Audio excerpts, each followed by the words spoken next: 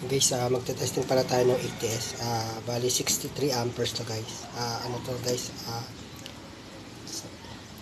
Single phase lang to guys. Bali to guys yung sa ano na yan. Ito na yung magkoconnecta yung dalawa na yan. Ito yung normal, ito yung emergency. Ito yung breaker ng emergency. Ito yung breaker ng normal. Bali itong ATS naka-arrow siya guys sa emergency. Bali testingin natin guys, saksak natin.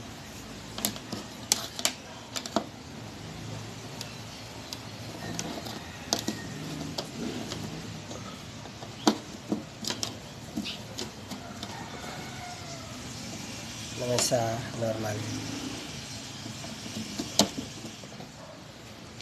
Nakababa pa naman yan guys. Naka-arrow siya guys sa emergency. I-on natin yung normal kung magta-transfer ba.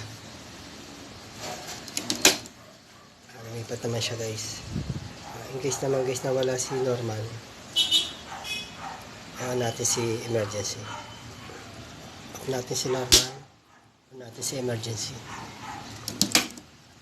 Yan, lumilipat naman guys. Okay naman itong ATS na to. So guys, wala si emergency, pasok si normal. Okay naman. Kung wala si normal, on si emergency. Yan, okay naman siya guys. Bali ito guys, ikakabit to guys sa solar setup na upgrade. Tinesting lang natin ito guys kung nagtataas na ba.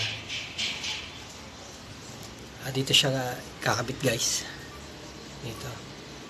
Using to guys, i-rewire to guys. Yan, battery nya guys. Ito na yung panel guys ng ATS. Dito ikakasa yung ATS guys.